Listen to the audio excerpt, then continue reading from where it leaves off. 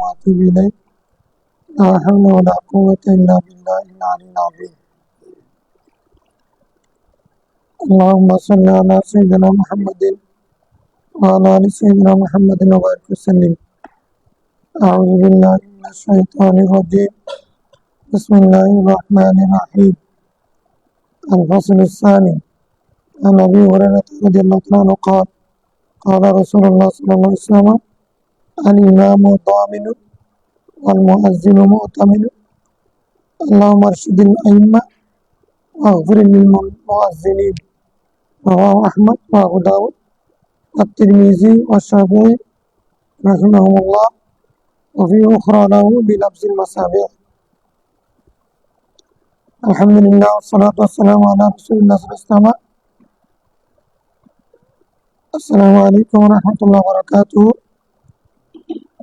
আজকে আমরা ফাদলুল আযান ওয়া ইজাবাতুল মুয়াজ্জিন এই অধ্যায় দ্বিতীয় পরিচ্ছেদ থেকে হাদিস শুনবো ইনশাআল্লাহ। সাইয়েদনা আবু হুরায়রা রাদিয়াল্লাহু আনহু থেকে বর্ণিত হাদিস, রাসূলুল্লাহ সাল্লাল্লাহু আলাইহি ওয়াসাল্লাম বলেছেন, ইমাম হচ্ছে জিম্মাদার, মুয়াজ্জিন হলো আমানতদার। ইমামকে জিম্মাদারি দেওয়া হয়েছে, মুয়াজ্জিনের কাছে আমানত রাখা হয়েছে। ওয়াল মুয়াজ্জিনু মুতামিনুন মুতামানুন, নুনটা বলা যাবে।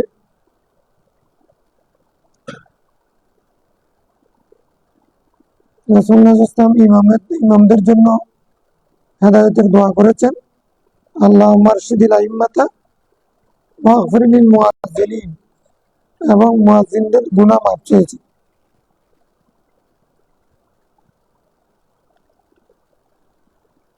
ইমামকে দামিন বা জিম্মাদার, দায়িত্বপ্রাপ্ত বলা হয় যে কারণে যে অনেকগুলো মানুষের নামাজের দায়িত্ব ইমামের কাঁধে। তাহলে ইমাম সাহেব সহি শুদ্ধভাবে নামাজ পড়লে মুক্তাদিদের নামাজ সহি হবে। এই জন্য ইমাম সাহেব যেটা করবেন, তসবিহগুলো ছাড়া বাকিগুলো সব দোয়ায়ে মাসুরা, তসবিহ ছাড়া আর গুলো ইমাম সাহেবের দায়িত্ব। যেহেতু আমার জিম্মাদারি যদি কেউ নেই, তাহলে আমি তো তাকে একটা করলে হয়ে যাবে। এই জন্য কেরাতুল ইমামি কেরাতুল লাহু, মুক্তাদিকে আর কেরাত পড়তে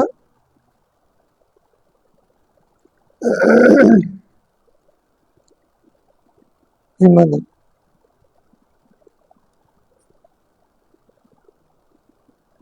এই জন্য ইমাম সাহেব যদি, মাসালা এখানে আছে, ইমাম সাহেব যদি ফরজ নামাজ পড়েন, মুক্তাদি নফল নিয়তে একটা করতে পারবে।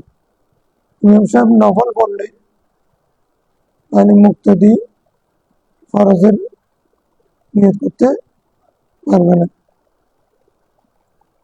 আচ্ছা, একটা হলো মুয়াজ্জিনকে মুতামানুন বলা হয়েছে, আমানতদার।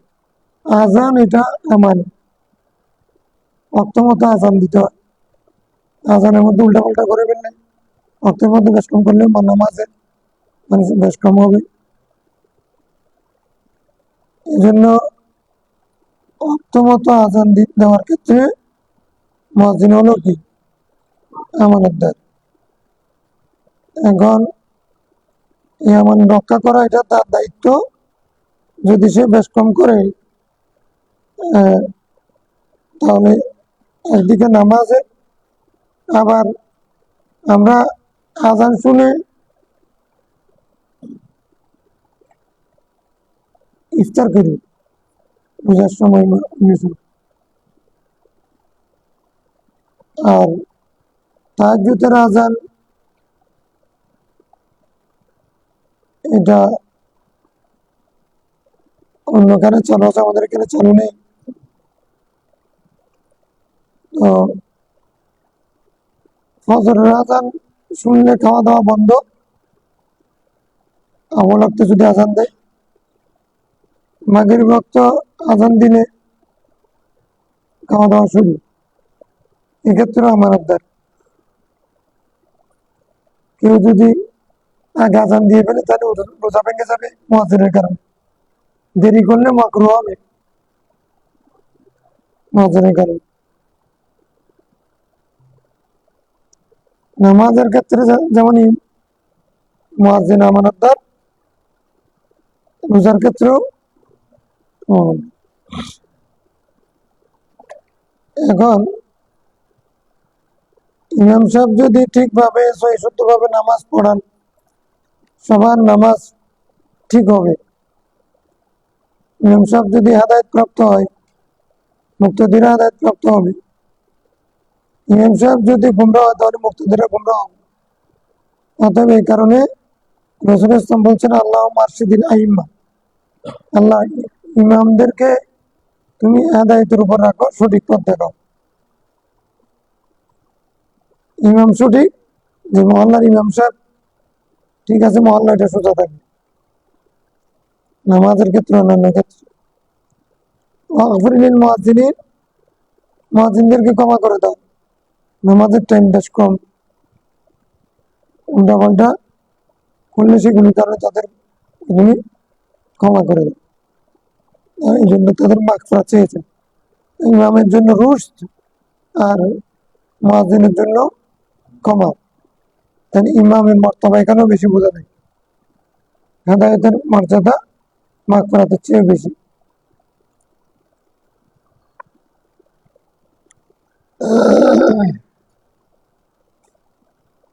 وعن ابن عباس رضي الله عنه قال قال رسول الله صلى الله عليه وسلم من أذن 7 سنين محتسبا كتب له براءة من النار। যে ব্যক্তি 7 বছর সওয়াবের নিয়তে আযান দিবে, তাকে জাহান্নাম থেকে মুক্তির গ্যারান্টি দেওয়া হবে, সার্টিফিকেট দেওয়া হবে। মুহতাসিবান মান কামা রমাদান ঈমানান ওয়া ইহতিসাবান, মানে লিতলাবি সওয়াবের নিয়তে। তাহলে বেতনদারি যারা, তারা হবে না।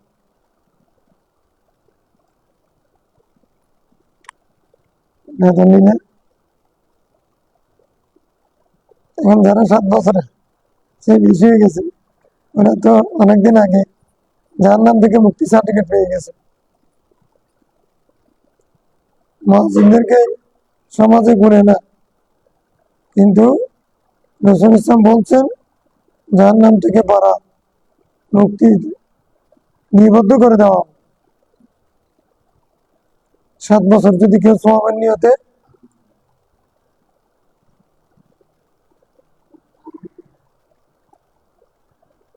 তালিবান লিল ফুলুস, এটা যদি হয় হুজুরা তারা তো জায়েজ আছে।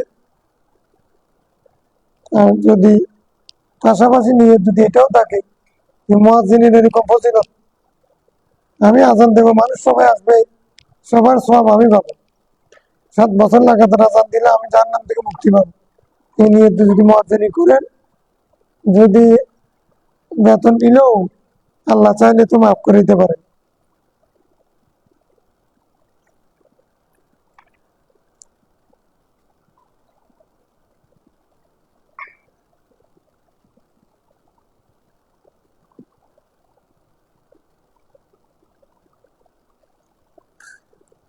وعن عقبة بن عامر رضي الله عنه قال قال رسول الله صلى الله عليه وسلم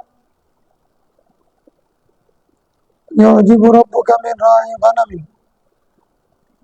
في رأس شفية من جبل يؤذن بالصلاة ويصلي ويقول الله عز وجل انظروا إلى عبدي هذا يؤذن ويقيم الصلاة يخاف مني قد غفرت لعبدي وأدخلته الجنة। হযরত উকবা বিন আমির রাদিয়াল্লাহু তাআলা আনহু বর্ণিত হাদিসে রাসূল সাল্লাল্লাহু আলাইহি ওয়াসাল্লাম বলছেন, তোমার রব ওই রাখাল ছাগলের রাখালের উপরে খুশি যে ফি রাসি শাফিয়াতিন মিন জাবাল, পাহাড়ের চূড়ায়, সানামি জাবাল, রাসিল জাবাল মানে পাহাড়ের চূড়ায় ছাগল চড়ায়, ইউয়াজ্জিনু বিস সালাত, নামাজের আযান দেয়, ওয়া ইউসাল্লি, নামাজ আদায় করে, ফায়াকুলুল্লাহ আযজা ওয়া জাল্লা, তখন আল্লাহ তাআলা বলেন, উনজুর ইলা আবদি হাযা, তোমরা এই বান্দার দিকে তাকাও, ইউয়াজ্জিনু ওয়া ইউকিমুস সালাত, আযান দেয়, নামাজ কায়েম করে, হ্যাঁ মানে নামাজের জন্য আযান দেয়, নামাজের জন্য ইকামত দেয়। কেমন?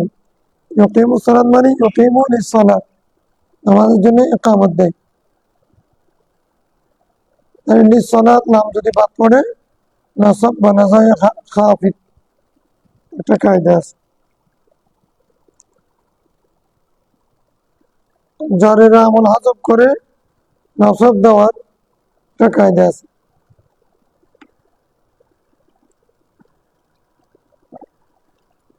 ওই ইউকিমু লিস-সালাত ছিল নাম, নাম হলো খাফিদ, খাফদুল মানে জার দাও, মানে আমেলে জার রাখে হজব করে মামুলকে নসব দেওয়া, এখানে নসব বানা যায় খাফিদ, আমেলে জার রাখে তুলে নেওয়া, তারপর ওটাকে নসব দেওয়া।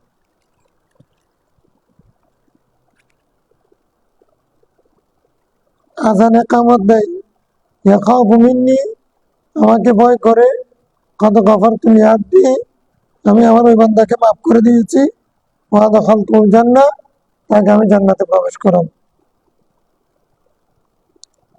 রাওয়াহু আবু দাউদ ওয়ান নাসাই। পাহাড়ের চূড়ায় একাকীভাবে নামাজ রক্ত হলে আজান দেওয়া, একামত দেওয়া, আর কেউ নেই,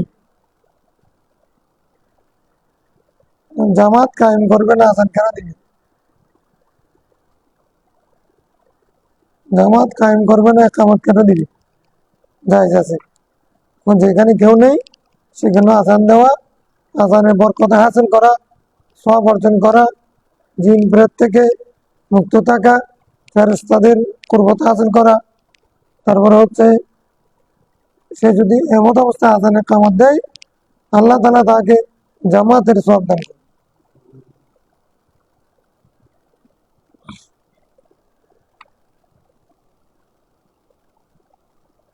পাহাড়ে চূড়ায় গেছে নামাজ পড়ার জন্য, পেশার কারণে, পেশাগত কারণে জামাতে শরীক হতে পারছে না, জামাতের জন্য একটা টান, তখন নিজে নিজে আজান দিল, নিজে নিজে একামত দিয়ে নামাজ পড়লো। তো তখন আল্লাহ তাআলা ফেরেশতাদেরকে তার সাথে নামাজ পড়ানোর জন্য নির্দেশ দেন, তখন ওই ব্যক্তি জামাতে সওয়াব।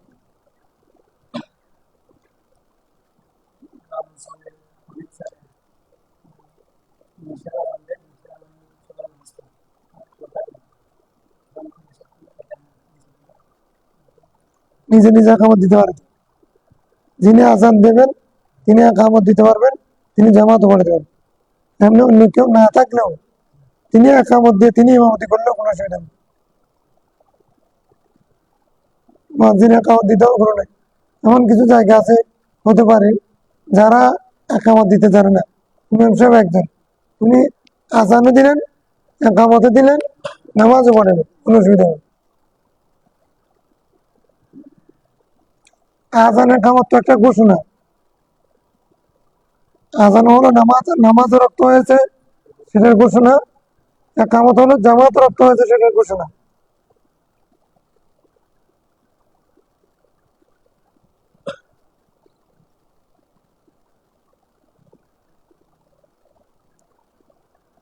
وعن ابن عمر رضي الله تعالى عنهما قال قال رسول الله صلى الله عليه وسلم ثلاثة على كثبان المسك يوم القيامة তিন ব্যক্তি মিশকের টিলার উপরে পাহাড়ের উপরে থাকবে সুগন্ধির মিশকাম্বার যেরকম সুগন্ধির টিলার মধ্যে থাকবে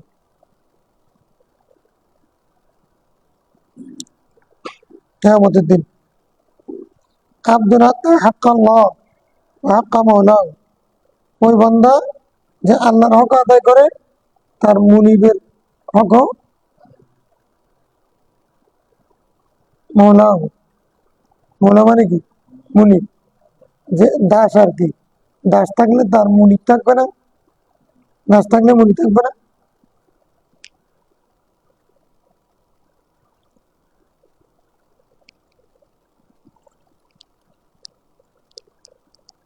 ওয়ারাজুলুন আম্মা কওমান হুম বিহি রাদুন ওই ব্যক্তি কিয়ামতের দিন সুগন্ধির পাহাড়ে থাকবে যে ব্যক্তি কোনো গোষ্ঠীর ইমামতি করবে আর ওই গোষ্ঠী তার উপরে রাজি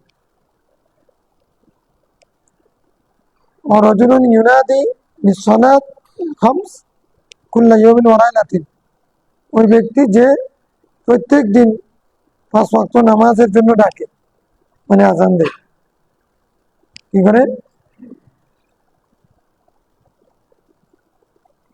তিরমিজি ওয়াদা হাদিস গরীব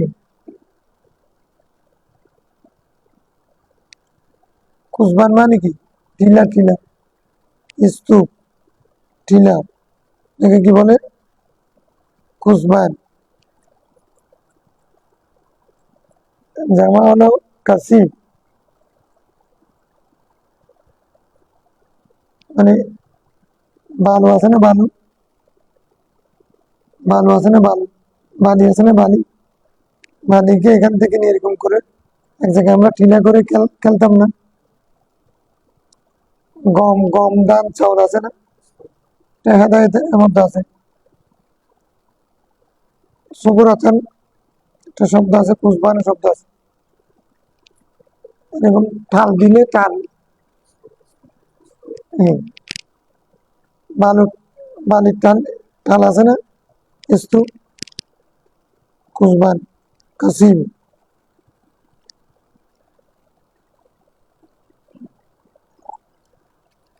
তুমি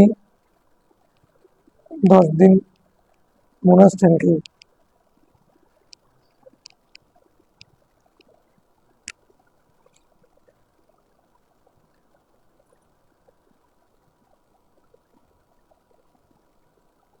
তাহলে এই 3 শ্রেণীর মানুষ আল্লাহ তাআলা কিয়ামতের ময়দানে কোথায় রাখবে সুগন্ধির টিলার উপরে স্তূপের উপরে রাখবে মানে এই 3 শ্রেণীর আমল গুরুত্বপূর্ণ সেটা বুঝেছেন ইমামতির মধ্যেও ফজিলত আছে মুয়াজ্জিনের মধ্যেও ফজিলত আছে আল্লাহ এবং মুনিবের হক আদায় করার মধ্যেও ফজিলত আছে আল্লাহ হলো হাকিকি মাওলা আর মানুষ হলো মাজাজি মাওলা এখানে রাসূল ইসলাম মাওলা শব্দটা ব্যবহার করেছেন মানুষের জন্য তাহলে মৌলানা বলাটা নাজায়েজ মৌলাও বলা জায়েজ মৌলানা বলাটা নাজায়েজ নাকি হ্যাঁ কোনো বন্দা মানে অর্থাৎ গোলাম দাস কথা ছিল না তো দাসের যিনি মালিক তাকে কি বলে মৌলা মৌলা আজাদপ্রাপ্ত গোলামের জন্য ব্যবহার হয় মৌলা মানে মালিক অর্থে ব্যবহার হয় মৌলা মুনিব অর্থে ব্যবহার হয় আল্লাহর একটা সিফত মৌলা আল্লাহ মৌলানা ওয়ালা মৌলানা শব্দটা আল্লাহর জন্য ব্যবহার হয় বন্দার জন্য আল্লাহ হলেন হাকিকি মৌলা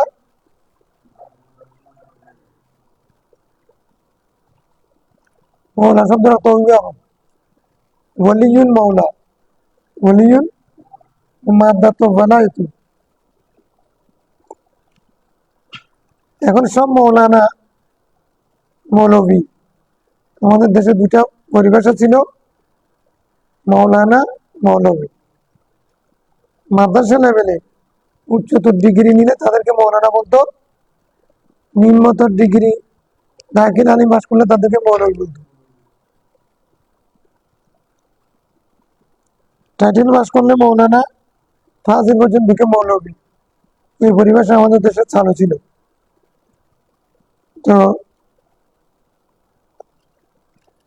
এখন এটা কি কারণে পরিবর্তন করে শাইখের দিকে চলে গেছে, মৌলানা মৌলানা এখন শাইখে গেছে। এখন শাইখ যখন আসছে, শাইখ এটা বোধহয় বড়, নতুন জিনিসটা সুন্দর লাগে না, ভালো লাগে, নতুনটা ভালো লাগে, এই জন্য নতুনটা সবাই গ্রহণ করতেছে, সব শ্রেণীর সবাই এখন শাইখ শাইখ শাইখ। এক এক দেশে এক একটা চালু আছে, সবগুলোর অর্থ একটা। ইংরেজরা স্যার বলে, বাংলাতে আমরা জনাব বলি। তারপরে আরবরা শাইখ বলে। এই অর্থের জন্য, সম্মানিত ব্যক্তির জন্য কোথাও মাদ্রাসা শিক্ষিত যারা তাদেরকে মৌলানা অথবা মৌলভী বলে, মাদ্রাসা লেখাপড়া করলে। এখন বলে যে মৌলা শব্দের অর্থ তো মালিক, এটা তো আল্লাহর জন্য খাস, এটা মৌলানা বলা তো শিরিক হবে, এরকম অনেকের চিন্তা আছে। শাইখ মানে বুড়া।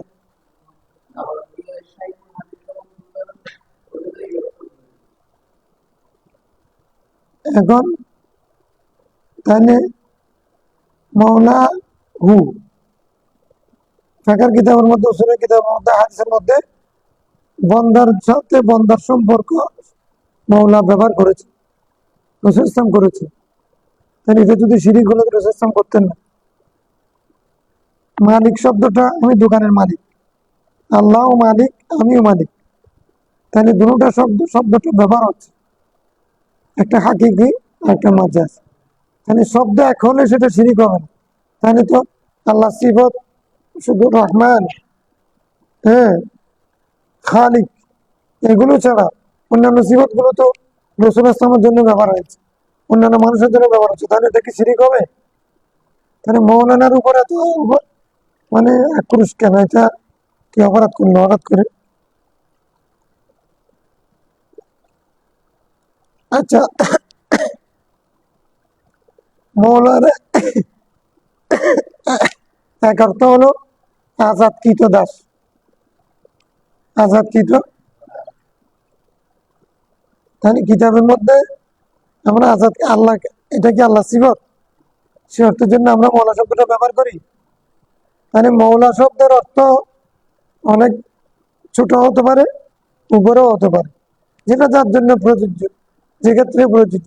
এটাকে নিয়ে আবার টানাটানি করে মৌলা বলা, মৌলানা বলা, মৌলভী বলা, এটা জায়েজ হবে না, শাইখ বলতে হবে। এটা আবার কি? আমি বলা আবশ্যক বলতেছি না, আবার এটা পরিবর্তন করতে হবে, এটা শিরিক হবে মনে করে কেউ যদি মনে করে, তাহলে এটা ভুল। আমি মনে করতেছি যদি এটা মৌলা শব্দটা কারোর জন্য ব্যবহার করা হয়, না যায় সময় রাসূল ইসলাম করতেন না। আল্লাহর জন্য খাস নাকি এই শব্দটা? আল্লাহর জন্য খাস বলে তো মানে মৌলা অর্থ আজাদকৃত দাস, এটা ব্যবহার করা যাবে না মানুষের জন্য। হুজুর শাহের মধ্যে কতবার মৌলা শব্দটা ব্যবহার করেছে। অনুরূপ ভাবে শাইখ শব্দটার অর্থ কোথাও বৃদ্ধ অর্থের জন্য, কোথাও সম্মানিত জনাব স্যারের অর্থের জন্য, কোথাও পণ্ডিতের জন্য। শাইখুল হাদিস, শাইখুল ফিকহ ওয়া তাফসীর মানে হলো উনি তাফসীর বিশেষজ্ঞ, হাদিস বিশেষজ্ঞ শাইখ। আবার শাইখ মানে হলো তরিকতের শাইখ হতে পারে, বুজুর্গ ব্যক্তি। তখন অধিকাংশ ক্ষেত্রে শাইখুনের বহু বছর আসবে মাশাইখ। আর শাইখ মানে যদি বৃদ্ধ হয় তখন তার জামা আসবে সুয়োগ। হ্যাঁ, এখন এগুলো নতুন নতুন কথা বললে মানুষের ভালো লাগে, আবার ভালো লাগার মধ্য দিয়ে কারো ভালো লাগলেও এটা যে ফিতনা ছড়াই, তাহলে এতদিন পর্যন্ত যারা মৌলানা বলেছে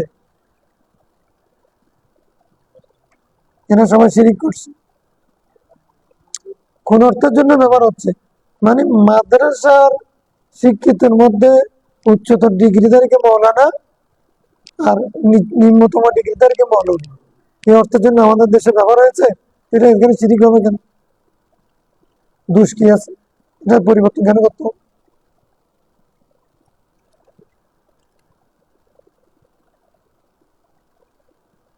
মৌলানা মানে আমাদের মৌলা সেটাও না, এটা এজাবত হলেও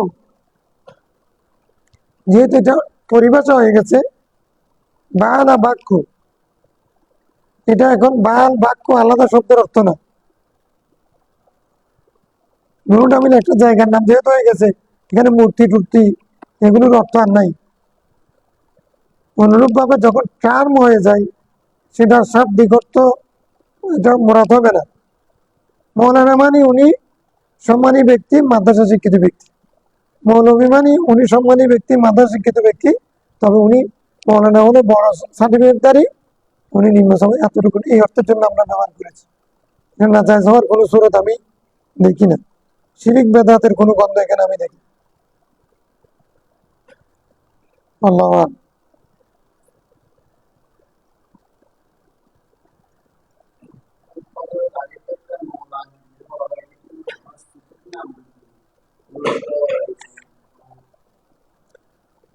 এটা হচ্ছে মুস্তাদরাক আল হাকিম হাদিস আছে, আরো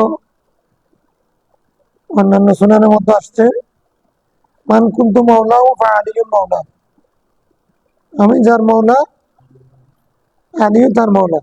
তাহলে রসুলও মৌলা, আলীও মৌলা, আল্লাহ মৌলা। এই হাদিসের মধ্যেও তো রসুলও মৌলা দাবি করেছেন, মৌলা আলিসের খোদাকেও মৌলা আল্লাহ রসুল বানিয়ে দিয়েছেন। এখন তাহলে আল্লাহ ছাড়া ওখান থেকে মৌলা আলিসের কথা বলি, সিদ্দিক আকবর আবু বকর রাদিয়াল্লাহু বলি, আল ফারুক উমর রাদিয়াল্লাহু বলি, মৌলা শের খোদার জন্য রসুল সাল্লাল্লাহু বলেছে এই জন্য বলি, জুন্নুরাইন ওসমান রাদিয়াল্লাহুর জন্য বলি। এগুলো রসুল সাল্লাল্লাহু সিফত লকব দিয়েছেন, আমরা বলি। ওই হাদিস থেকে মৌলা আলিসের কথা বলি। এখন মৌলা আলিসের খোদাকে উনি তো খোদা না, শের খোদা। ওনার জন্য যদি রসুল ইসলাম নিজের জন্য বলেছেন, তার জন্য মৌলা আলীর জন্য বলে, আলী রাদিয়াল্লাহু জন্য বলেছেন। এই শব্দটা তো রসুলের জন্য ব্যবহার হয়েছে, আলী রাদিয়াল্লাহুর জন্য ব্যবহার হয়েছে। তারপরে সাধারণ যে কেউ, সে দিনদার হোক ফরজগার হোক না হোক, সে যদি কোনো দাসের মালিক হয় সেও তার মৌলা। এবং হাদিসের মধ্যে আব্দুহুন, আব্দুল শব্দটাও ব্যবহার হয়েছে,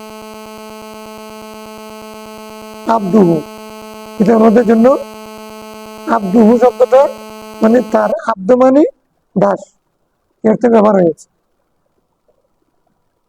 তাহলে কেউ কি কারো মুনিবের ইবাদত করতে পারবে? ইবাদত করতে পারবে না, ইবাদত করলে তো শিরিক হবে। তাহলে আব্দুল শব্দটা এখানে মানে মুনিব অর্থে, আব্দুল শব্দটা মুনিব অর্থে, মৌলা মানে অভিভাবক অর্থে, সম্মানিত, তার মুনিব অর্থে, এখানে আল্লাহর অর্থে না। অতএব এগুলো হাকিকি এবং মাজাজি রূপক মৌলিক ভাগ না করলে তখন সেটা সমস্যা হবে সব জায়গায়।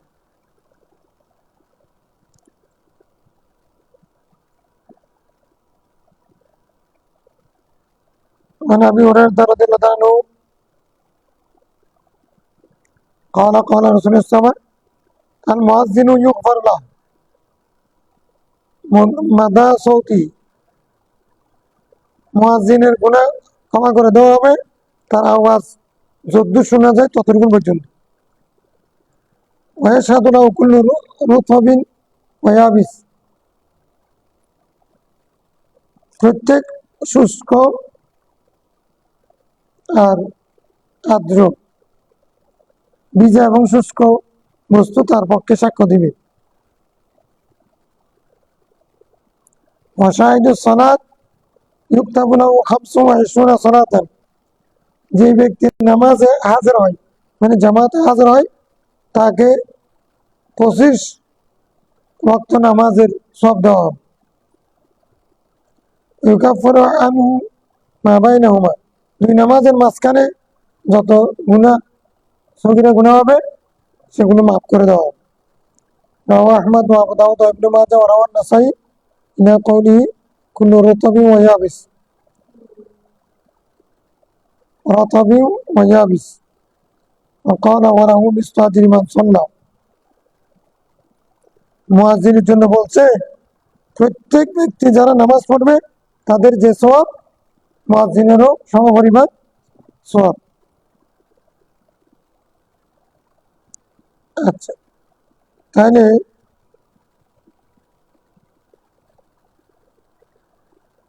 কোনো ব্যক্তি মুয়াজ্জিনের ফজিলত বর্ণনা করা হয়েছে, মুয়াজ্জিনের আওয়াজ যদ্দূর যাবে, মুয়াজ্জিনের আজান যদ্দূর আওয়াজ যাবে ইউগফার না, তাকে কি করা হবে? ক্ষমা করা হবে। তাহলে এখানে মুয়াজ্জিনের আজান এটা তো মিকদার পরিমাণকে বোঝায়, জায়গার পরিমাণ, সংখ্যা বোঝায় না। একটা হচ্ছে সংখ্যা আদত, একটা হচ্ছে মিকদার। তাহলে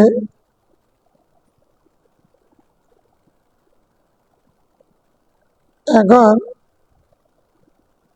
এখানে মূলত যদি এরকম হতো তার 10টা গুনাহ মাফ হবে, তার 100টা গুনাহ মাফ হবে, তাহলে সংখ্যা ঠিক ছিল। এখন পরিমাণ যে বলছেন এটা কি? এটা হচ্ছে মূলত এগুলো ফজিলতের হাদিস, কাসরাত উদ্দেশ্য, মিকদার বললেও এখানে আদত মুরাদ মানে মুবালাগার জন্য বলা হয়েছে, অর্থাৎ তার অনেক গুনাহ মাফ করে দেওয়া।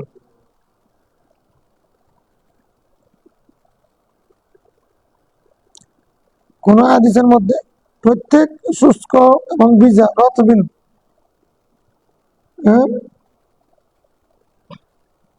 ওয়ালা রতবিন ওয়ালা ইয়াবিসিন ইল্লা ফি কিতাবিন, ওয়ালা রতবিন ওয়ালা ইয়াবিসিন ইল্লা ফি কিতাবিন, সূরা আনামের মধ্যে আছে না, রতব ওয়া ইয়াবিস, ভিজা জিনিস রতব, ইয়াবিস শুষ্ক জিনিসকে এরকম রতবিন ওয়ালা ইয়াবিস মানে প্রত্যেক জিনিস সব কিছু তার জন্য সাক্ষ্য দিবে।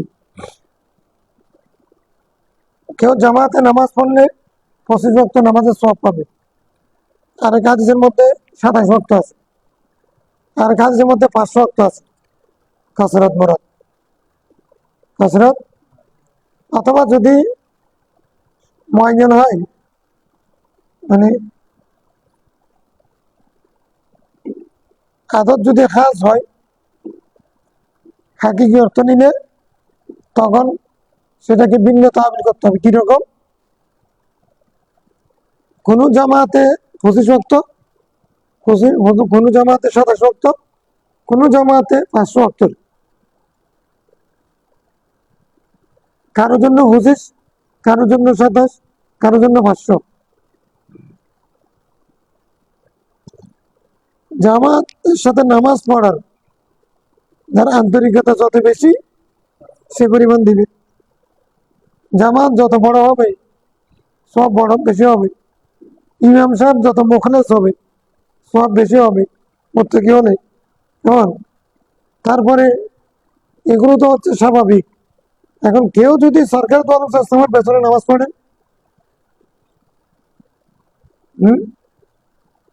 তার তো কবিরা গুনাহ মাফ হয়ে যায়।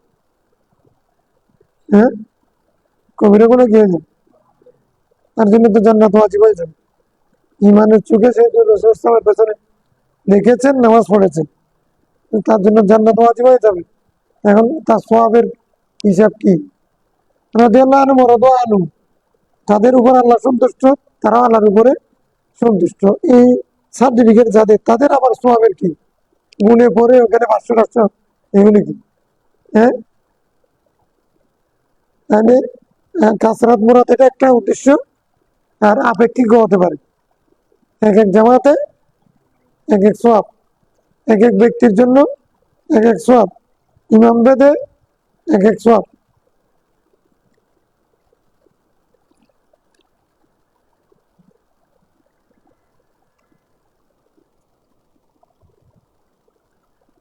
ওয়ান, আচ্ছা আরেকটা কি আছে নাসাই রওয়ায়াতের মধ্যে, মুয়াজ্জিন আযান দেওয়ার কারণে যত মানুষ নামাজে শরীক হবে তাদের সমপরিমাণ সওয়াব মুয়াজ্জিনও পাবে। মিন গায়রি আন ইয়ানতাকিসা মিনহু, মুয়াজ্জিনের আযান তো বরাবর সব তো নিজে নিজে বরাবর পাবে, আর যারা দিছে আসছে সবার সব পাবে। নিওয়াজিল্লা আযান দিতে হবে, চাকরির জন্য না।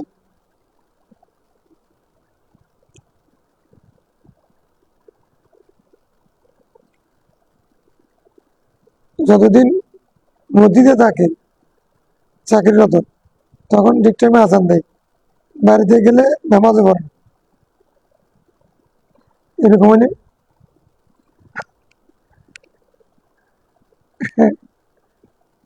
এখন তো আযান দিয়ে মানুষের কান বেড়ে বেড়ে, কিন্তু ঈদের ছুটিতে, মাসিক ছুটিতে বাড়িতে গেলে উনি নিজে আযানও শুনেন না, কারণ ঘুমের মধ্যে 2 সপ্তাহ 1 সপ্তাহ 1 মাস পরে আসছে।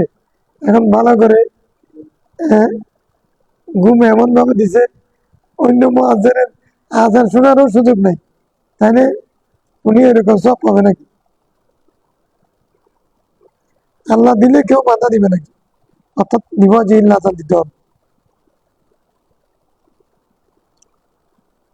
وعن عثمان بن أبي العاص قال قلت يا رسول الله اجعلني إمام قومي। হযরত উসমান বিন আবুল আস বলছেন, ইয়া রাসূলুল্লাহ, আপনি আমাকে আমার কওমের ইমাম বানিয়ে দেন। ক্বালা আনতা ইমামুহুম, রাসূল সাল্লাল্লাহু আলাইহি ওয়াসাল্লাম বললেন, তুমি তাদের ইমাম।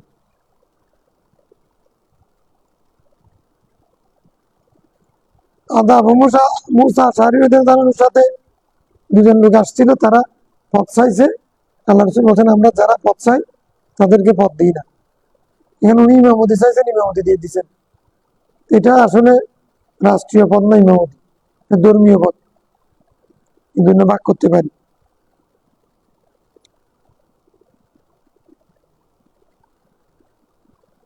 অথবা উনি সোয়াবের নিয়তে, যেহেতু ইমামের ফজিলত আছে, ইমামতির ফজিলত আছে, সোয়াবের নিয়তে চেয়েছেন, এই জন্য ইমাম বানাই দিচ্ছেন।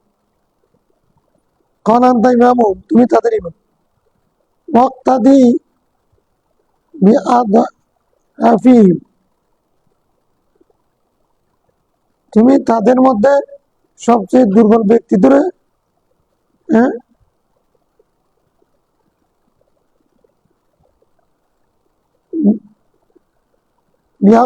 বিআদআফিহিম বলছে না,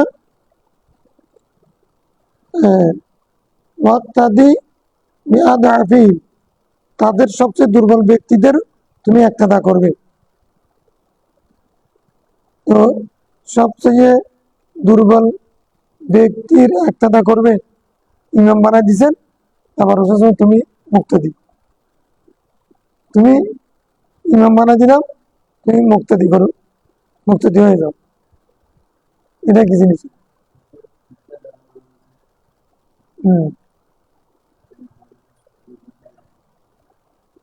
হ্যাঁ, মানে একতাদা করার অর্থ কি? একতাদা করা মানে তাবে করা। একতাদা মানে তাবউন মুতাবাআতুন, কারণ অনুসরণ করা। আমি ইমামের একতাদা করি মানে ইমামের অনুসরণে নামাজ পড়ি। ইমাম রুকুতে গেলে রুকুতে যাচ্ছে, তাহলে এটাকে একতাদা বলে। উনি যেরকম করেন, সে যেরকম বলেন সেরকম করি, উনি যেরকম করেন সেরকম, এটাকে একতাদা বলে, তাকলিদ বলে। তো তাহলে শাব্দিক অর্থ হচ্ছে অনুসরণ করা, উনি কিরকম করছে সেরকম খেয়াল রাখা। তাহলে অনুসরণ করতে হলে কি করতে হবে? উনি কি করতেছেন সেটা আমাকে খেয়াল রাখতে হবে না? ইমাম সাহেব রুকু থেকে আমি সাইডে চলে গেলে একটা দেওয়া হবে? তাহলে একটা তার জন্য শর্ত হচ্ছে কি খেয়াল রাখা, ইমাম সাহেব কোনটা করতেছেন সে খেয়াল। মানে তুমি তাদের দুর্বল ব্যক্তির একতাদা করবে, মানে তার প্রতি তুমি খেয়াল রাখবে, দৃষ্টি রাখবে, কেরাত পড়বে, সেখানে দুর্বল ব্যক্তি একজন আছে, সবচেয়ে দুর্বল ব্যক্তি। এখন এই লোকটা যদি অতক্ষণ দাঁড়া থাকতে না পারে, অতক্ষণ রুকুতে থাকতে না পারে, সিধা থাকতে না পারে, তুমি একবারে 9 তসবিহ 10 তসবিহ 12 তসবিহ পড়তেছো, তাহলে ওই লোকটা কষ্ট হবে। আমি তোমাকে ইমাম বানাইলাম, শর্ত হচ্ছে তুমি তাদের সবচেয়ে দুর্বল ব্যক্তিটার প্রতি দৃষ্টি রাখবে, সেভাবে ইমামতি করবে।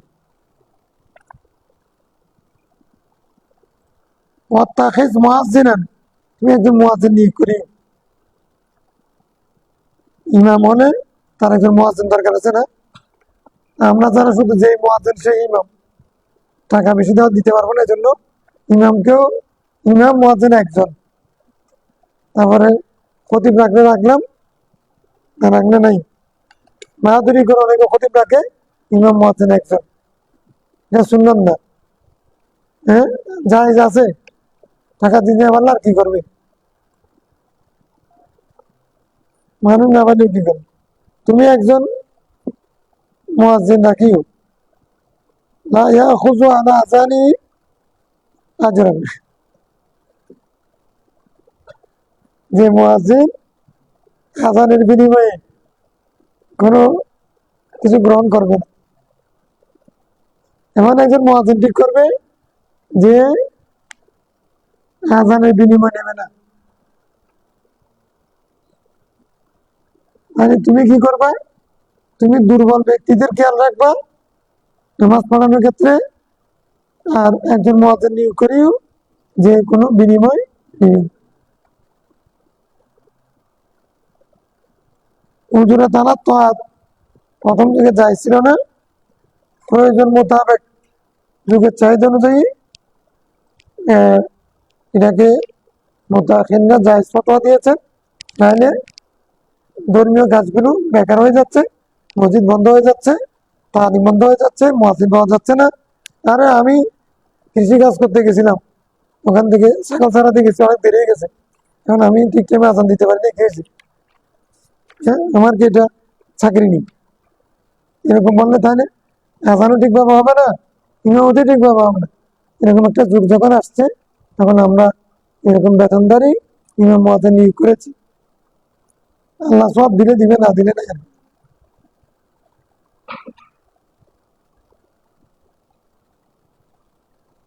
আল্লাহ দরবারে অভাব আছে।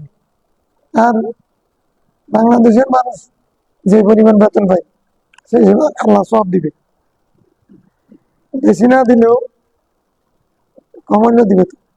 কেন? যে পরিমাণ টাকা দেয়, সেই পরিমাণ টাকা দিয়ে মানে ঠিকভাবে চলতে পারে না।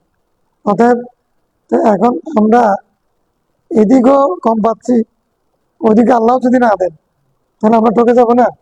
তা অন্তত পক্ষে আমরা কিছু টাকা নিচ্ছি কারণে, হাতিয়ে নিচ্ছি কারণে, আল্লাহ যদি আগে যারা ইমামতি করেছেন, মুয়াজ্জিনি করেছেন, বিনা বেতনে যারা করেন, তারা যে পরিমাণ সব পাবে, আমরা ততটুকু পাবো না।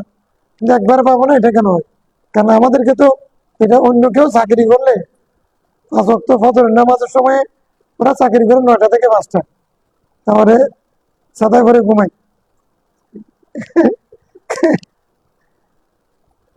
নাক ডাকে নাক ডাকে ঘুমাই না, তারপরে একটু ব্যস্ত মানে সবাই বকা দেয়। ওরা আসবে নামাজ পড়লেও ঠিক টাইমে, জামাতের টাইমে, মুয়াজ্জিনকে আসতে হয় আরো 1 ঘন্টা আধা ঘন্টা আগে, ঠিক না? 5 ওয়াক্তের মধ্যে একটু ব্যস্ত মানে তখন বলে যে চাকরি না। তাহলে এইরকম দুর্বল চাকরি, এরকম কম বেতনের চাকরিতে এদিকে এদিকেও মরা, এদিকে আল্লাহ যদি সওয়াব না দেন, তাহলে হ্যাঁ, যেখানে মুক্ত মুতওয়াল্লির জন্য দোয়া করছে যে আল্লাহ আমি যে পরিমাণ বেতন পাই সে বেতনের একটা চাকরি দিই, মুতওয়াল্লি করা হয়ে গেছে। এইরকম বেতনের চাকরি পেয়ে আল্লাহ যদি মাহরুম করেন, আল্লাহ দরবারে আছে উজরাত আল্লাহ তার জায়েজ, সেই হিসেবে নিয়ত যদি পরিশুদ্ধ থাকে, সেক্ষেত্রে যদি গোলমাল না করে, উল্টাপাল্টা না করে, তাহলে আল্লাহ সওয়াব দান করবে। তবে যে ব্যক্তি আল্লাহর ওয়াস্তে তার তৌফিক আছে, আল্লাহর ওয়াস্তে ইমামতি করে, আল্লাহর ওয়াস্তে আজান দেয়, সে যে পরিমাণ সওয়াব পাবে, বিনিময় যে নেই তার সাথে তো ব্যবধান পাবে।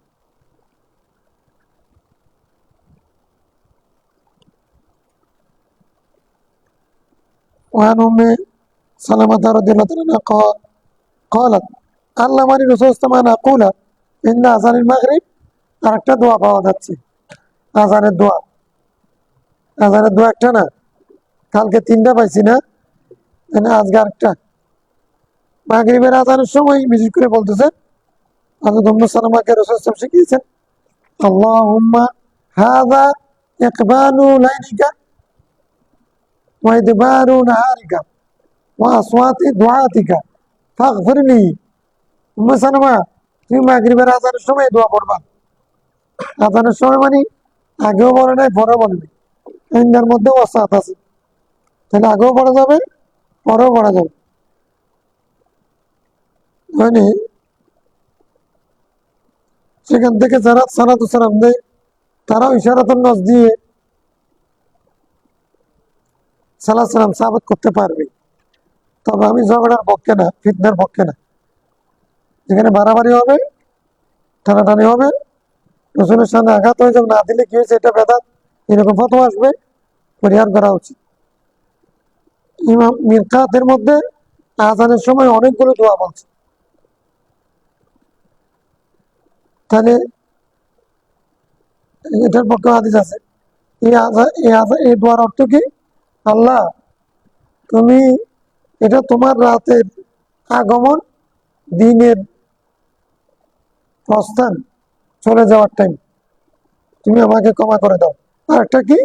ওয়াসওয়াতু দুআতিকা, আল্লাহ, এটা হচ্ছে তোমার দায়ী যারা, হ্যাঁ, দায়ী যারা, তাদের আওয়াজের টাইম। মাগরিবের সময় কেন হবে? অন্য অক্তের মধ্যেও তো এখানে দায়ী মানে মুয়াজ্জিন, মুয়াজ্জিনের আওয়াজের টাইম। এটা কোন সময়? মুয়াজ্জিনের আওয়াজের টাইম। এখন ফজর, জোহর, আসর, এশা, এগুলোতে মুয়াজ্জিনরা এক একজন এক এক সময় আযান দিতে পারে। অসাদ, অক্তের মধ্যে অসাদ আছে, আউয়াল অক্ত, আখের অক্ত, মধ্যবর্তী অক্ত, বেশ কম হতে পারে। কিন্তু মাগরিবের সময় তো সূর্য অস্ত গেছে, তাজিল, তাজিল হবে, বিলম্ব। কারো মাযহাবের মধ্যে বিলম্ব নেই, শিয়ারা বাদ, শিয়ারের জন্য গুমরাজে প্রমাণিত হয় যে কেউ দ্বিমত নাই, তোমরা শুধু এক ফেরকা, মাগরিবের নামাজ বিলম্ব করবে। হাদিসও বলতেছে মাগরিবের নাম আজান সবাই একসাথে দেয়, নামাজও এখানে বিলম্ব হয় না, ওয়াসাত কম। আর হানফির মাযহাব সাবিত হয় কিভাবে? মাগরিবের ফরজের আগে সুন্নত নাই, ফরজের আগে সবাই এট এ টাইম আজান দিবে, এটা জামাত পড়ে ফেলবে। কি বলছে?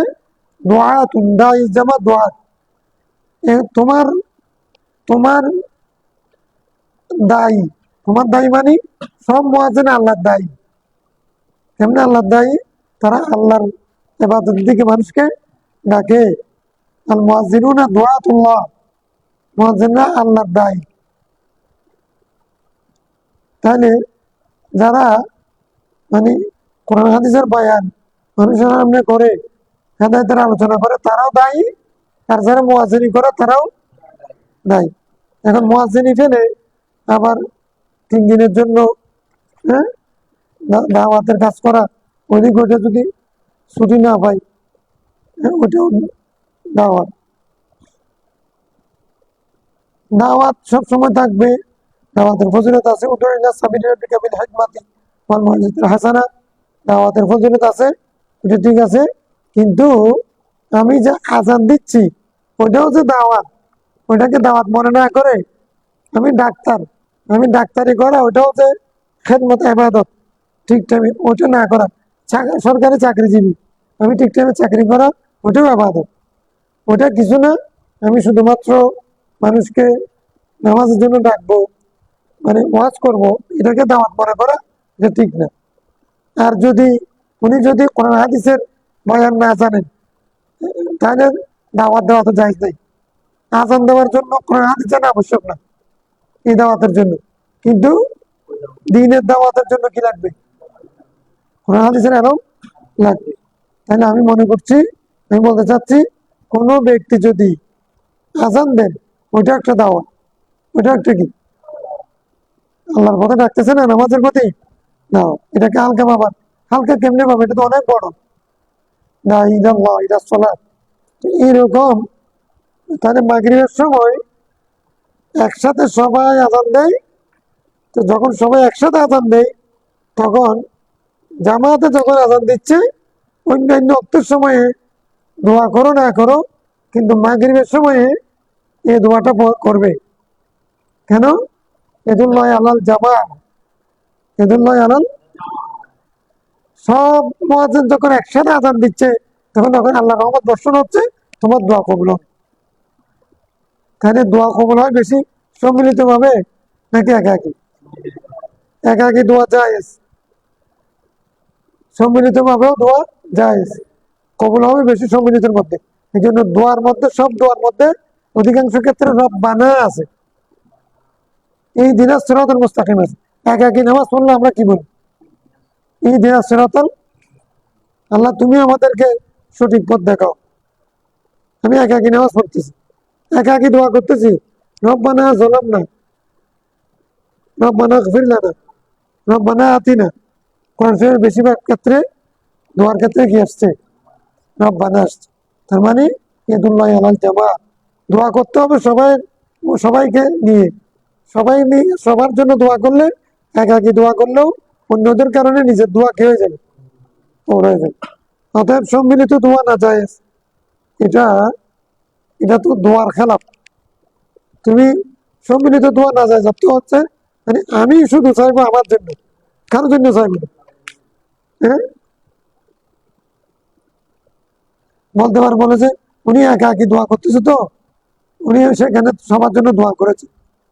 সবার জন্য দোয়া করা যদি জায়েজ হয়, সবাইকে নিয়ে দোয়া করলে অসুবিধা নেই। রসুল বলতেছেন ইয়াদুল্লাহ আলাল জামা, জামাত মানে শুধু নামাজের জামাত না, যে কোনো ভালো কাজের জামাতের মধ্যে আল্লাহর রহমত আছে। যেমন আবু দাউদ আল বাইহাকি ফি দাওয়াত কবির। আচ্ছা, মানে আবি হুরায়রা ও বাদ আসহাবি রাসূল সাল্লাল্লাহু قال إن بلالا أخذ بالإقامة,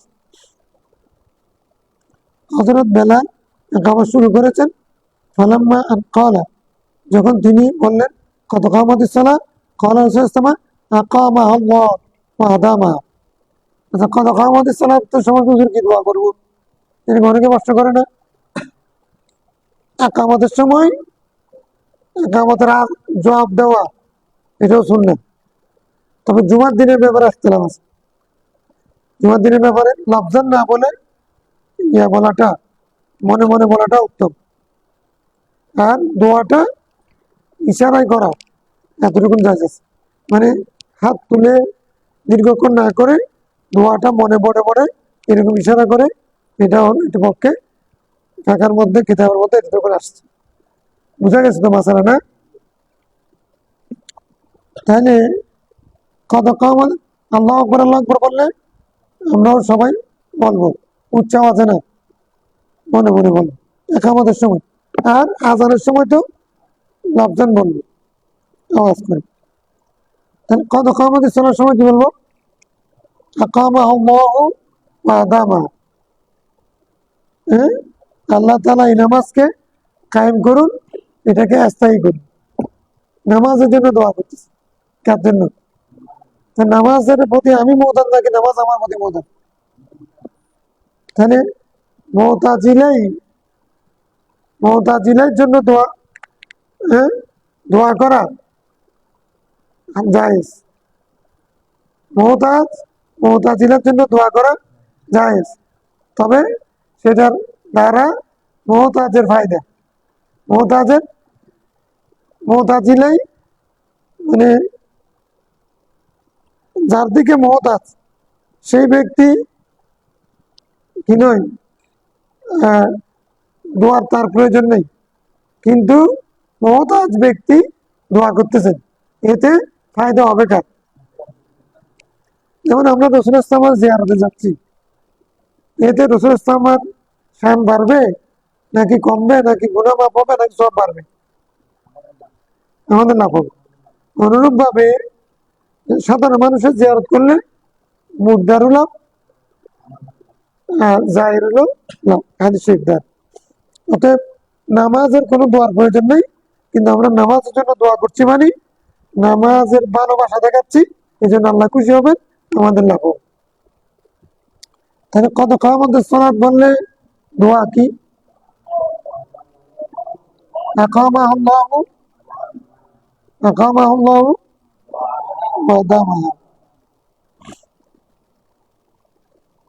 وقال في سائر الإقامة,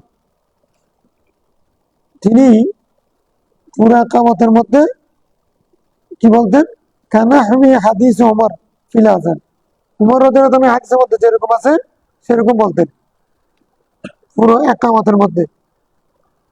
আর কত কামতের সালাতের মধ্যে? আকামাহুল্লাহু ওয়া দামাহা। তাহলে একামতের জবাব দেওয়া এটাও সুন্নাত, এটাও কি উচ্চ আওয়াজে নয়। কেউ কেউ আবার শেষে গিয়ে লা ইলাহা ইল্লাল্লাহ বললে উচ্চ আওয়াজে বলে ফেলে, কোনো কোনো জায়গায় তোমরা সময় আছে না, যাই জমেন জুমার দিনের মশালা আলাদা। আনা হাসান قال قال رسول الله صلى الله عليه وسلم لا يرد الدعاء بين الاذان والاقامه, আযান এবং একামতের মাঝখানে যে সময় আছে এই সময়ে দোয়া ফেরত যায় না। তাহলে এটাও বরকতময় ওয়াক্ত, এটাও কি বরকতময়। দুই আযানের মাঝখানের সময়টা কি দোয়া কবুল হওয়ার সময়। এখন আমি একামতের জন্য বসে থাকবো, তাড়াতাড়ি আসবো না, একবারে জাস্ট টাইম আসবো, হ্যাঁ, এটা এই ফজিলত থেকে বঞ্চিত। কেউ যদি আজানের সাথে সাথে মসজিদে চলে আসেন, সময় থাকলে একটু কাজ না থাকলে একামত পর্যন্ত যদি অপেক্ষা করেন এই ইমাম আসা পর্যন্ত, তাহলে এটা ইবাদতের মধ্যে গণ্য হবে। সেজন্য ইবাদতের মধ্যে থাকার কারণে, থাকার কিতাবের মধ্যে আছে এরকম তাসবিহ করা, তাসবিহ করা এটাও না জায়েজ, মাকরুহ হবে। মানে এটা তো অলসতা বা নিজের সময় কাটানোর না, আপনি যে অপেক্ষা করতেছেন ইন্তজারুল ইমাম, ইন্তজারুস সালাত, এটা ইবাদতের অন্তর্ভুক্ত, ইমামের জন্য অপেক্ষা করা। অথবা এটাকে হালকা ভাবে নেওয়ার, যে ইমাম সাহেব এতক্ষণ আসে না কেন, দেরি হয়ে যাচ্ছে এতক্ষণ, আপনি যতক্ষণ থাকবেন ততক্ষণ পর্যন্ত ইবাদতের মধ্যে মশগুল থাকবেন। এটা দোয়া কবুল হওয়ার সময়, দোয়া কবুল হওয়ার অনেকগুলো সময় আছে। وعن سعد بن سعد قال قال رسول الله صلى الله عليه وسلم سنتان لا تردان أو قل ما تردان الدعاء عند النداء, দুইটা সময়ে দোয়া ফেরত যায় না, অথবা খুব দুইটা সময়ে দোয়া খুব কম ফেরত যায়। কোটা কোন কোন দুইটা সময়? ইন্দান নেদা, আজানের সময়, ওয়াইন্দাল বাসি, কষ্টের সময়, বয়ের সময়। কোন বই? হিনা ইউলহামু বা বাদুম বাদা, মানে ইউলহিমু হবে, ইউলহিমু বাদুম বাদা, যখন মালহামা মহাযুদ্ধ, মালহামা মানে মহাকাব্য, মানে একজন আরেকজনের সাথে যখন কোন কতল করে, যুদ্ধ করে, মারামারি করে, সে সময় যখন মানুষ ভীত সন্ত্রস্ত হয়ে যায়, সে সময়ে দোয়া করলে ওই দোয়া কবুল হয়।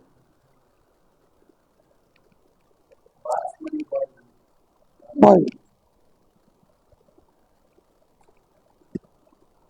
লাভ আসা, বাসা মানে কোনো অসুবিধা না, হারা দিয়ে অর্থ হয়। আবার বাসন মানে বাইশ, বাইসুল ফকির, আর বাইশ আল ফকির, বিত সন্ত্রস্ত, বিত, বাইশ মানে কি বিত সন্ত্রস্ত। হ্যাঁ, আর কি, আচ্ছা আরেকটা আছে সময়, মাতা হাতাল মাতার কারওয়াইতে, আবু দাউদ এবং ইমাম দারিমি রহমতুল্লাহ রাওয়াইতে। হুম,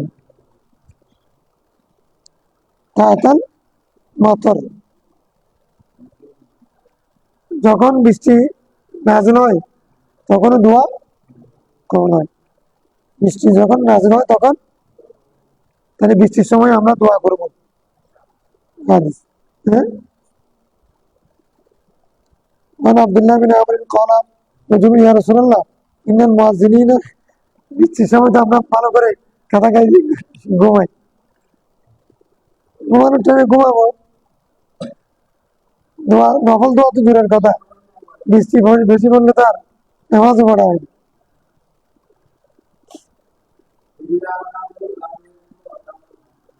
হ্যাঁ,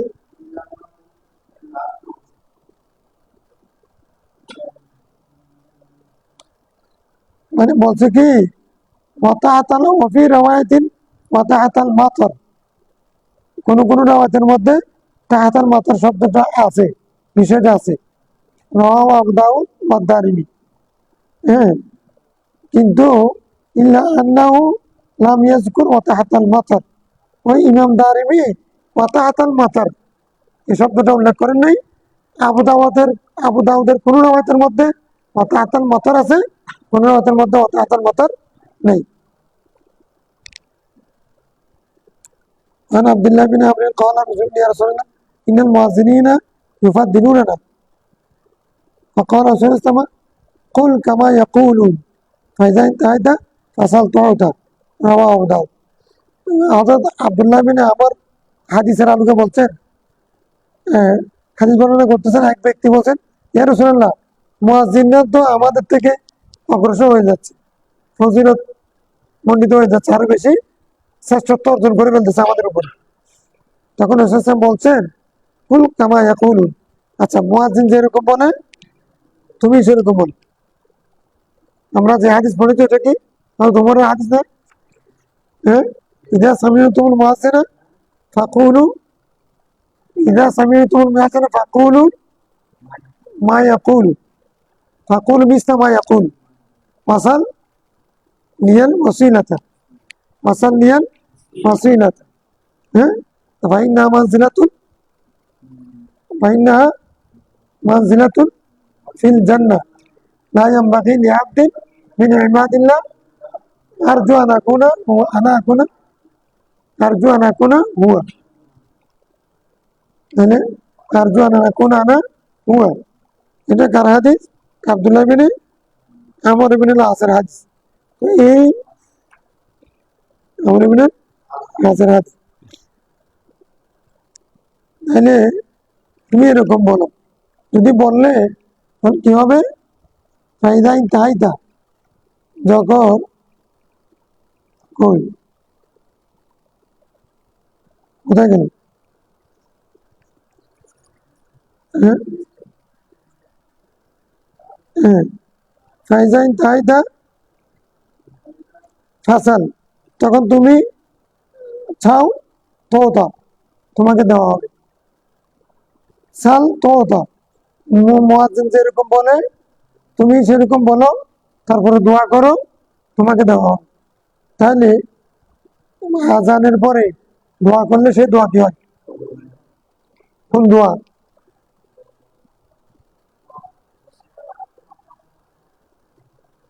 এখানে তো নির্দিষ্ট করেনি, আগে কয়েকটা দোয়া পাইছি, চারটা দোয়া পাইছি, এখানে তো মতলব বলছে। তাহলে যে কোনো দোয়া করলে কি হবে?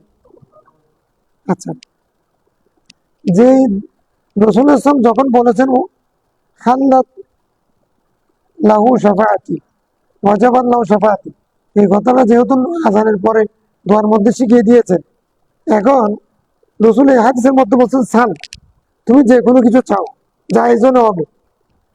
জায়েজ হলে হবে। রিজিক চাও, আজানের পরে দোয়া কবুল হয়। রিজিক চাও, সম্মান চাও, সমাজ চাও, চাকরি চাও, চাওয়া যাবে তো।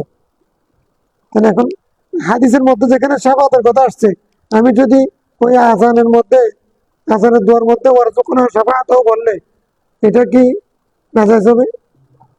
অন্য কিছু চাওয়া যেখানে যায়, সেখানে শাফাতের কথা হাদিসের মধ্যে আছে, আমি শাফাত চাইলাম, তাহলে এই হাদিস দ্বারা বোঝাচ্ছে আর যখন শাফাতাও, এটা চাওয়া কি হবে? জায়েজ হবে। এমনি ওয়াজা আন ফি শাফাআতি ইয়াউমাল কিয়ামা, এটা তো ভারতের মধ্যে আছেই।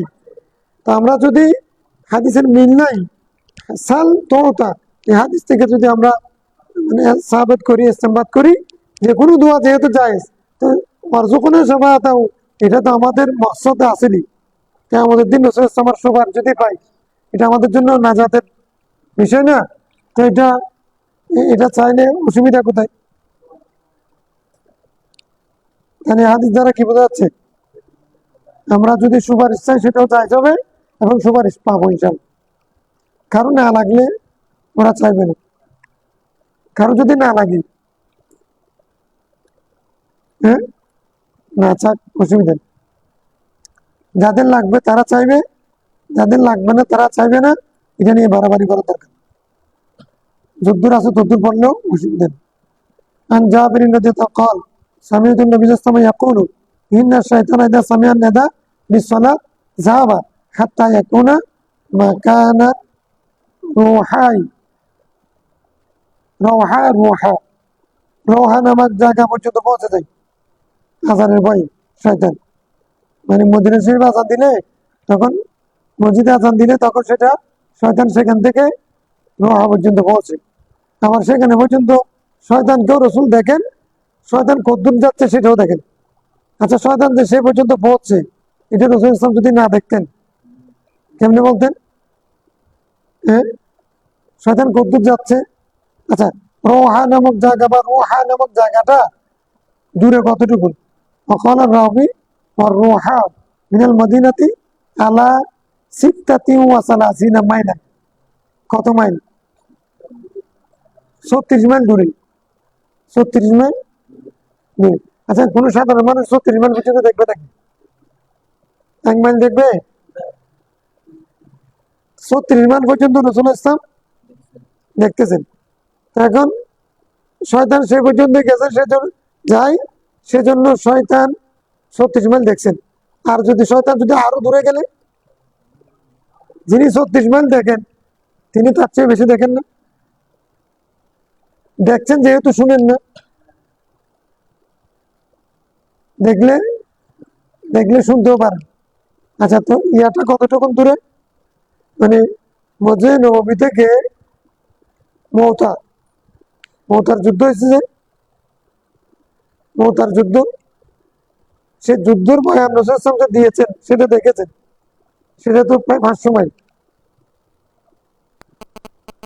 আমি একবার পাইছিলাম বোধহয় 500 মাইল দেখতে হবে। এত দূরে, মানে কার পরে কে শহীদ হচ্ছে, কে এখন পতাকা হাতে নিয়েছেন, এগুলো ইসলাম মসজিদে নববীতে ধারাভাষ্য দিচ্ছেন। তাহলে রাসূল ইসলাম এখান থেকে আর মসজিদে নববীতে ঢাকা দেখতেছেন এখান থেকে। রাসূল ইসলাম তো দেখছেন, এটা নবীর মুআজিজা, এটা তো নবুয়ত, এটা মুআজিজা। ওলিরাও দেখেন।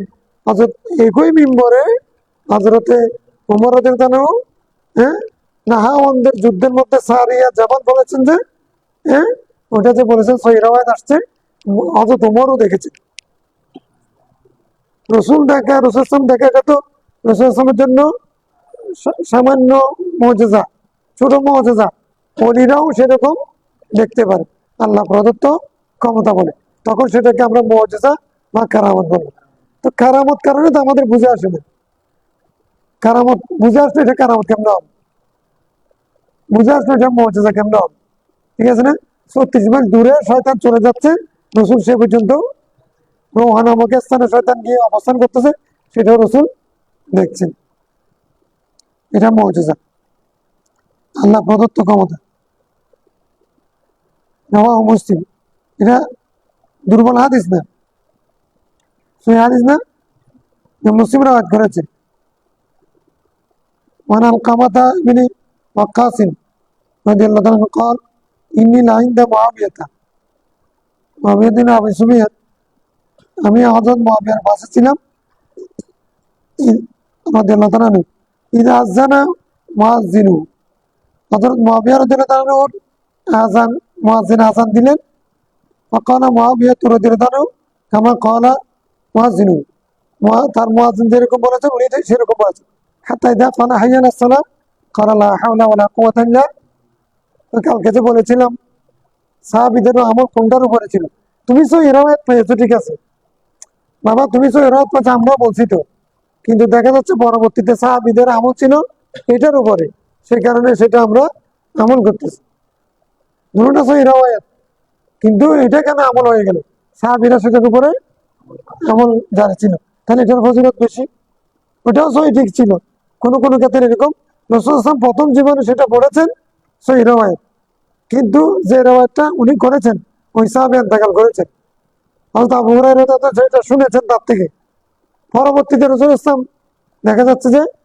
বেশি আমল করেছেন আরেকটার উপরে বেশি ওইটারও চালু হয়ে গেছে এই কারণে ইমামগণ ইজতিহাদ করে আমাদেরকে এরকম ফতোয়া দিয়েছে নিষ্কাম হয়েছে এগুলো মেনে নিতে হবে বাদ দিয়ে শুধু সহি রাওয়ায়াত এটা বললে হবে না সহি রাওয়ায়াত বলে অনেক সময় মার খেতে হয় আবু হুরায়রা খাইছেন বকাও খাইছেন মেরেও খাইছেন সহি রাওয়ায়াত বলে হ্যাঁ আবু হুরায়রা মার খেয়েছেন কি বলে রাওয়ায়াত নাকি সহি রাওয়ায়াত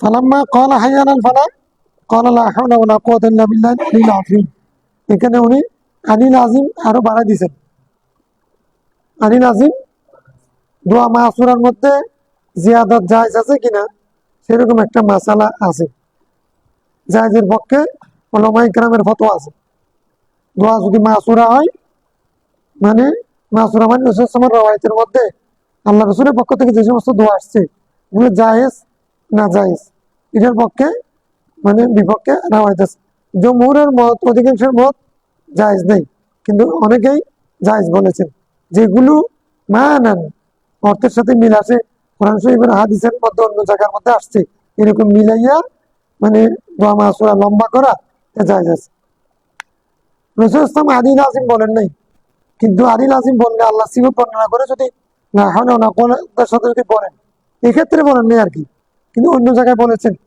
না হাওলা ওয়ালা কুওয়াতা ইল্লা বিল্লাহিল আলিয়্যিল আযীম অন্য জায়গায় বলেছেন তাহলে এখানে যদি সেটা যুক্ত করে দেয় তাহলে এটা নাজায়েজ হবে না মাসুরার মধ্যে জিয়াদাত জায়েজ আছে কিনা সেটা একটা আলাদা মাসালা শেষ হচ্ছে না আজকে এক ঘন্টা আছে قال بعد ذلك ما قال المؤذن ثم قال سمعت الرسول صلى الله عليه وسلم قال ذلك উনি বলছেন রাসূল সাল্লাল্লাহু আলাইহি ওয়াসাল্লাম এরকম বলতে আমি শুনেছি وعن ابي هريره رضي الله عنه قال كنا مع رسول الله فقال قام بلال ينادي حضرت بلال আযান দেওয়ার জন্য দাঁড়ালেন فلما سكت قال رسول الله من قال مثل هذا يقينا دخل الجنه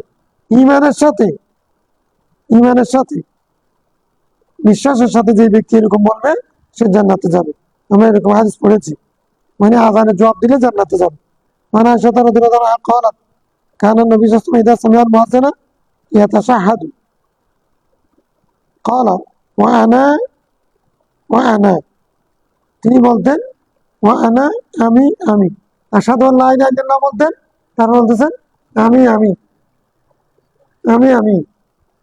মানে আশহাদু আল্লা ইলাহা ইল্লাল্লাহ এটা বলতেন তারপর বলতেন আমি অর্থাৎ আশহাদু আন্না মুহাম্মাদুর রাসূলুল্লাহ আযান বেলাল বলতেন তখন রাসূলের জন্য জবাব কি ছিল আমি তুমি যে কলমা পড়তেছো সেটা আমি আর কি আমাদের জন্য কলমা আশহাদু আন্না মুহাম্মাদুর রাসূলুল্লাহর জন্য কলমা হলো আনা আমি তাহলে আমরা হলাম কলমা গু উনি নিজে কলমা উনি হলেন নিজে আমরা করি মুসলমান হওয়ার জন্য বুঝি লা ইলাহা ইল্লাল্লাহ মুহাম্মাদুর রাসূলুল্লাহ হলেন সেই কালেমার অংশ তাহলে নবীর মর্যাদা আর উম্মতের মর্যাদা সমান হবে আমি নবীর মতো কেমন হব?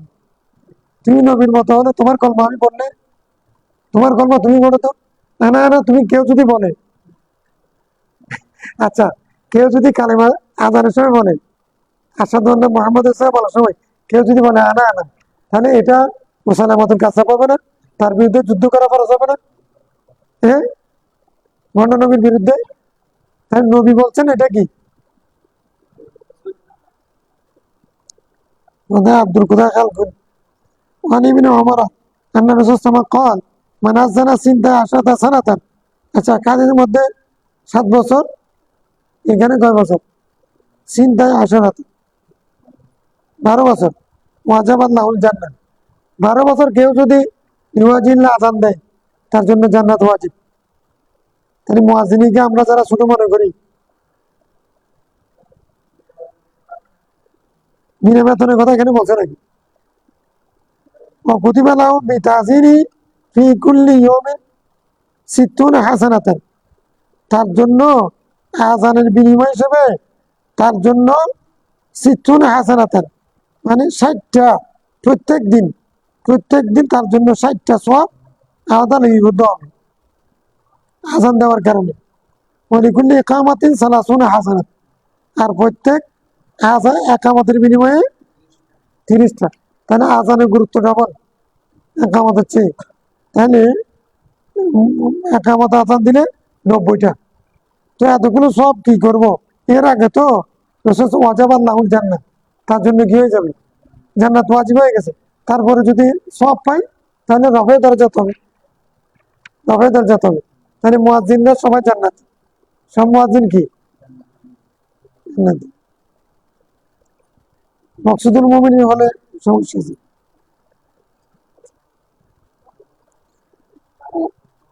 ওয়ান, হ্যাঁ, লাগাতার, লাগাতার আর এরকম রাসূল যেহেতু শর্ত দেন নাই, টোটাল জীবনে যদি 12 বছর হয়, টোটাল জীবনে যদি 7 বছর হয়, এটা হবে। কারণ এখানে রাসূল বলেন না যে মোতাবেআতান, বলেছেন? বলেন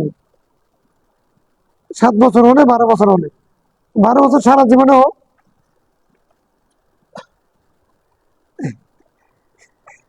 মোজাম্মেল চিন্তায় পড়ে গেছে, আমি তো আগে দিয়েছি, এখন তো দিচ্ছি না। এখন তো আমার লাগাতার যদি 7 বছর না হয়, তাহলে আমি কি করবো? এখন ওই চিন্তায় পড়ে গেছে আর কি, যার যার হিসাব। এখন আমি যে 1 বছরও করি নাই, এখন আমি তো চিন্তায় পড়ে গেছি। মানু কাল খুন্না নুমিরু বিদুআ, আমরা মারু বলো, আমরা আদিষ্ট হয়েছি দোয়ার জন্য। কোন সময়? ইন্দা আজানের মাগরিবে, আজানের মাগরিবের সময়, মাগরিবের সময়, আজানের সময় দোয়া করার জন্য আমাদেরকে আদেশ দেওয়া হয়েছে, আমর করা হয়েছে। অবশ্যই তোমরা কি করবা? দোয়া করবা। তাহলে কোন দোয়া নির্দিষ্ট করেন নেই, যে কোনো দোয়া, যেগুলো যেগুলো এখানে হাদিসের মধ্যে আসছে সেগুলো। এছাড়াও মেরকাতওয়ালা আরো আরো দোয়া, কোন কোন দোয়া করা যায়? যেমন জিন্নাতের আসর থেকে বাঁচার জন্য, তারপর রাতের যেগুলো ক্ষতির জন্য, চোখ ডাকাতের জন্য মুক্ত থাকা, রাতটা ঠিকভাবে কাটান, এরকম যত ধরনের দোয়া আছে, এগুলো যদি মাগরিবের সময় করে, তাহলে এগুলো কোনো নাজায়েজ হবে না। রাসূল সাল্লাল্লাহু আলাইহি ওয়াসাল্লাম তো বলেন নাই যেমন এই দোয়া করবে ওটা করবে না, জায়েজ দোয়া কিনা, জায়েজ দোয়া হলে যে কোনো দোয়া করা, আজানের পরে যাবে, মাগরিবের সময় করা যাবে। আলহামদুলিল্লাহ, আজকে দেরি হলেও কালকে যেহেতু বন্ধ আছে, ঘুমাইতে পারবে। 2-3 দিনের জন্য বন্ধ হয়ে যাচ্ছে, 2 দিনের জন্য, এই জন্য শেষ করে গেল। আল্লাহুম্মা সাল্লি আলা